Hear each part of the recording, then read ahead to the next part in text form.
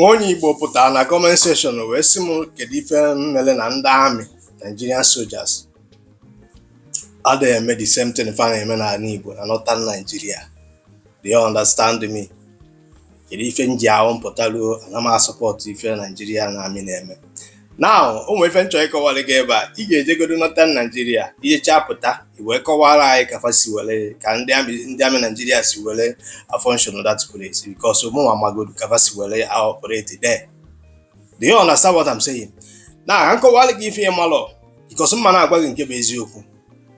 It's left for you to accept it or reject it. Makwa eziokwu m ga-apụta ebe a na-agwa gị ya.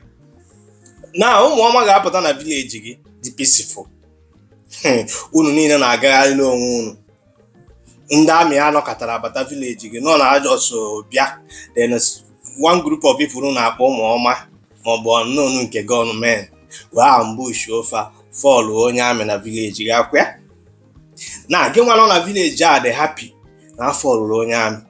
Ị condemn ya. Then the same group of people pụta na social media na-asị na ha gbatụrụ ndị amị Nigeria na bakwa afa woto. Na Nigeria na amị nchigha azụ ebe afọ anọ wee fall onye otu vekapa bịara retaliation. Do you understand me? One goro na gị nwa na-ekwu okwu a dị in support of na a na-akpa Nigerian soldier. Because ọ bụ na ịdịrọ in support of it, ị ga-apụta condemn all the thing. But ọ bụ na fa carry these activities, unu na-praise these people na-eme the thing. So ndị amị patazie na village ara sakafu everywhere. Ibere mọba ndị amị. The same gị nwa bụ onye Igbo onye isi ojii na support Israel. The same gị nwa bụ onye Igbo onye isi ojii because some of unu don't listen. Na call attention Israel ka Israel bịa for your rescue. Nye gị freedom. Do you understand me?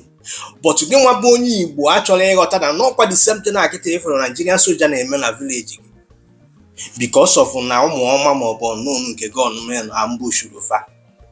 Ka Israel na-emeketa na Gaza na Palestinian na-achọ ịtọnụ Palestinian ka Palestinian bụrụ no man's land. Because of gịnị? One group of people a na-akpọ gịnị? Hamas. Kava ji were bomba to bomba. Esepụ aka. Do you understand me? Because of one group of people community. Because o nwere ife ghọtara ebe a ndị Igbo sị na ọ ya agba ofu mkpịsị aka rụta mmanụ ozuo ọrụ ọnụ. Na onye ọbụla kpatara nkụ arụ na asị ngwele bịarị olele.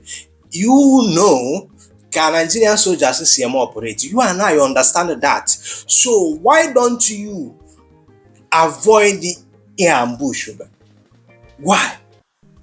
Then ambush of a balide, that group of people are balide. Then again, while Bonny village apatale, they happy. Now follow Nigerian soldier. Manayas are happy. And Fabian at that village, mere retaliation. Akweba, Mapatana against you. Akwena na support to get Israel. You have Kitana affair to all the Palestinian or Fancha committee the thing. If I have affect man the gats or Fancha committee the thing, Akwandana or Hamas. Now, may I shock you? Every Sundays ago, Israel chukwa under Hamas have another Doha, Ebana Okwata. Do you understand me?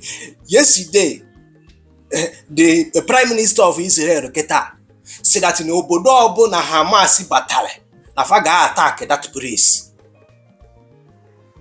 I don't know if you get my point. So, if you got a fan, try respect your mother, chalk a village gap for the long peaceful. Avoid the Nigerian soldiers, simple as that. Because you already know how Nigerian soldiers function. Then, if you na attack, then he attack Chazefa, Mbofabiana village, give a backwa. Manena support Israel. You're supporting Israel. Chef was there not the same thing as Nigerian soldier name. Mando Moma ambush ofa. Ka Israel na kita now as I'm talking to you.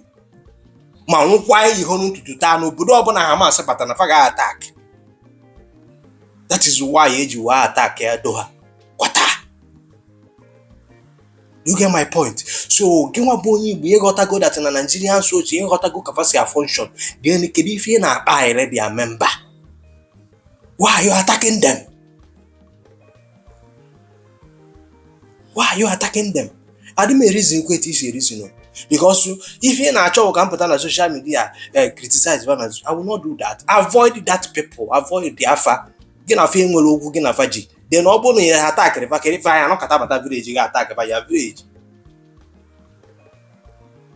Do you understand me? And these people who know medicine, if you want to know Bonny village have actually criticize the alpha or condemn all the activities. Those people who may found my barrack and damage, fight quality of that police. Obro na your village, they peaceful. If when me put ever support to abnormality or criminality, I can never do that.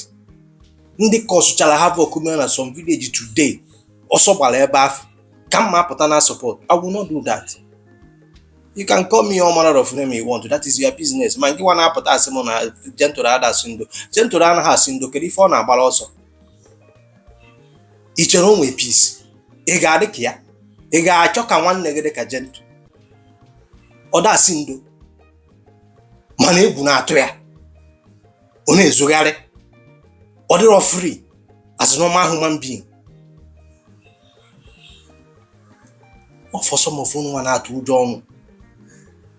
Mma pụta ebe a na-agba gị ya. By this time 50 to 100 years, you and I will not be here. And mụ na gị na-aba amụrụ ka anyị ga-esi wee nwụ. Maka na igwe niile jekọ n'ụzọ. Anya ọbụna furu igwe ga na anyị apụta ga-apụta n'ụna ka ọ fọzie. So the earlier gị nwa bụ onye Igbo bidoro make use of your brain, the better for you. Akwa ị na-akọlụ no Israel, attention Israel. But ichefuo no the same thing afọ ka Nigeria na-amị na-eme gị. Then why are you attacking these people? If you attack, if I'm asking you, that your village is peaceful. Ndani anokata about that village. Didn't they cause that havoc? Why are you not blaming them? Why are you not criticizing them? Why are you not calling them out? Ejimi Israel when you example. Oh, Hamas caused the problem. Man, look at Gaza today. Look at an Palestinian today. To destined the Nafana attack in the Middle East, Hamas no.